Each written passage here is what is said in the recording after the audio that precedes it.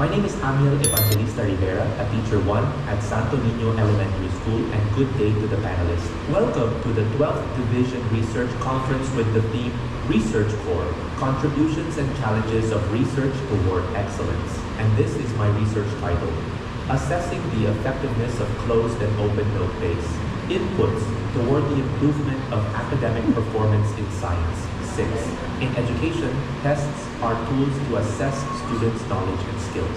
This research focuses on summative testing, which evaluates learning at the end of an instructional period. Two test formats are compared: closed note tests, which require recall from memory, and open note tests, which allow use of materials and emphasize application and critical thinking.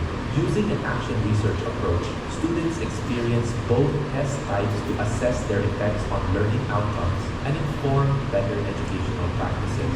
The study will focus on allowing students to take an open note test and to find out if it has a direct effect on the result of their periodic test. Because this issue has an implication for educational practice, it warrants to do this research. An experimental research approach will be employed to gather data about the cause and effect of open note tests of the participants to the result of their periodical examination. The studies by Gannon and Abdullahi, 2013, and Sato et al., 2015, support the potential benefits of open note assessments in higher education, such as improved performance, study habits, and student confidence. However, since these studies focus on college-level learners, there is a gap in understanding how open note tests affect younger students, particularly in elementary science. This research addresses that gap by exploring the impact of open versus closed note testing in grade 6 science, aiming to evaluate its effects on performance, comprehension, and engagement. This action research will seek to evaluate if open note summative test has a direct effect on the periodical test result of grade 6 pupils. Specifically, it will answer the following questions. 1. What is the result of the periodic test of the pupils after they were subjected to closed note summative test, open note summative test? 2. Does open note summative test improves the result of periodic test of the pupils? 3. Is there a significant difference on closed note test and open note test based on periodic tests? The researcher will conduct a quantitative experimental study involving 2 grade 6 science classes at Stornino Elementary School to compare the effects of open note and closed note summative tests on academic performance. The morning class will take closed note tests, while the afternoon class will take open note tests. Periodical exam results will serve as the basis for analysis. Data will be collected, computed, and analyzed according to the research design, using purposive and convenient sampling methods. In gathering the data, the researcher will use document and records-based research where it uses existing data for the study. Electronic class record, ECR, is used as stipulated under DepEd Order Number 8, S 2015, also known as the Policy Guidelines on Classroom Assessment for the K-12 Basic Education Program. The Department of Education, DepEd, provides these electronic class record ECR templates free for use by all public school teachers. The study will utilize quantitative research method. However, on the analysis process, it will favor more statistical technique by means of a mean and t-test. To get the mean of the learner's periodical test result, the given formula was used: mean x, total score, total no of respondents.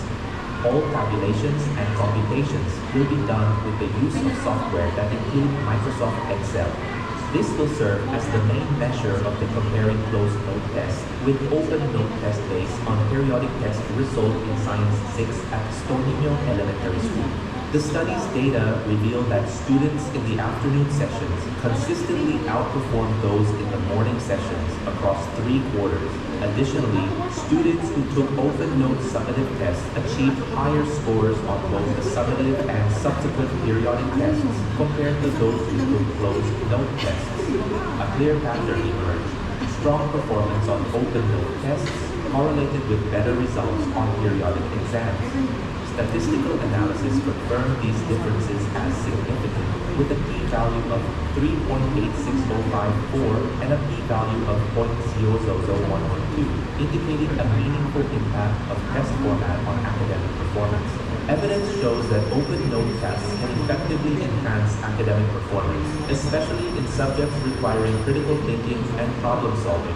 Their success depends on students' preparation, organization, and engagement. When used properly, open note exams support learning, promote ethical study habits, and shift the focus from memorization to understanding.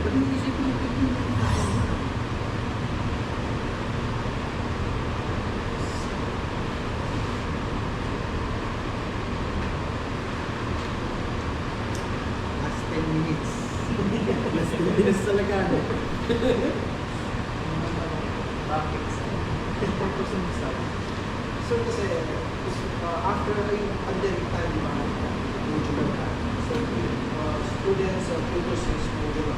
Pasa, sagot na learning task. So, hindi natin alam if they are answering yung learning task based on nabasa nila or kung hindi sila sa nila or kaya ganun likod sa modular. So, after yung pandemic, sabi nila, pwede namin yung gamitin yung modular. Magbabasa sila, nila, yung mga sagot, magpawag ka rin sa binaka nila. So, sabi, ginawa ko nila, kung ginamit ang modular, gumamit ang modular, pero medyo ng notes. Kailangan naman ng notes. So, every even pieces and summative test, hinahayaan ko nila sa yung notebook nila. So, yung notebook na mag-eskwela nila, so, they can use that to find yung mga questions and make it exam. So, kakaroon sila yung instant sa taas, sa katabi, meron sila ang material sa taas na kumuha ng sagot. Tapos mga kasama. Even places ginagawa ko. Pero mas ginagawa ko kasi sapak naman siya.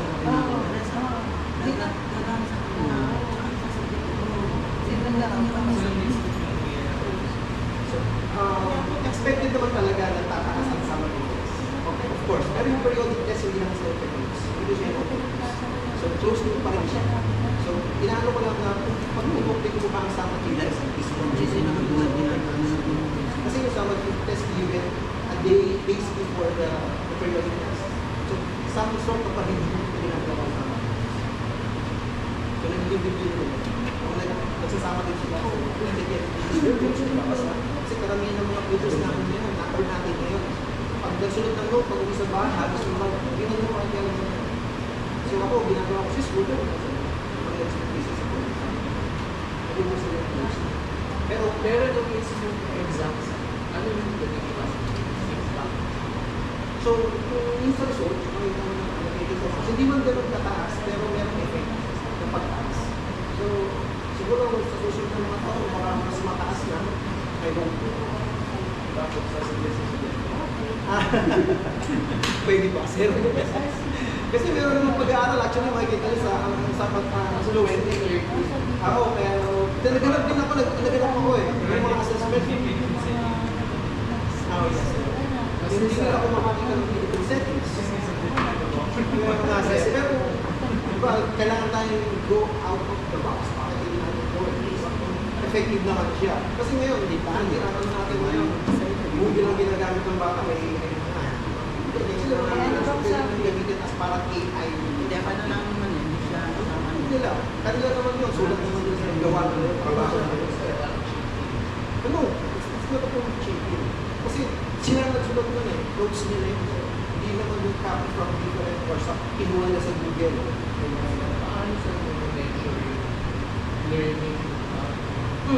Yung ganun sir, kasi may mga dito nila naman. So, mas at least sila kapag nagbibigay ng isa kasi hindi sila stress na ito na pinagtanong. Kasi nung nila, alam ko meron akong gagamitin kasi may simulan ako sulat. Nagsulat ako kay sir. So, pagdating ng exam, ano sila sir, kumbaga yung level of napakakas. Kasi alam nila, may notebook ako. Nagsulat ako kay sir. Tapos yung mga quizzes na yun, ano siya recorded? Yung quizzes, some of it nire-record ko sa akin. So, talagang mataas na rin yung bata. Actually, sa quizzes naman, either good, meron naman tayong binabasihan na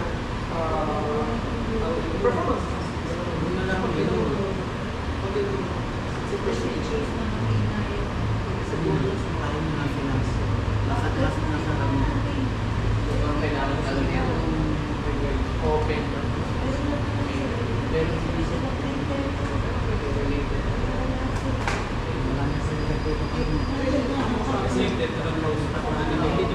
yes, yes. I know that. Kaya ako nag-research. Positive naman yung results. Yung nga lang, parang kung kami sa setting natin, Yes. sa para hindi natin sure kung paano natin siya paano natin siya ipapa-embrace sa mga kasi positive naman. Sa mga tubok mo, sulat mo nila. Kasanayan din natin sa Yes, yes. dapat mag-open ka na cheating. Cheating pag hindi nila. Ay na lang ako.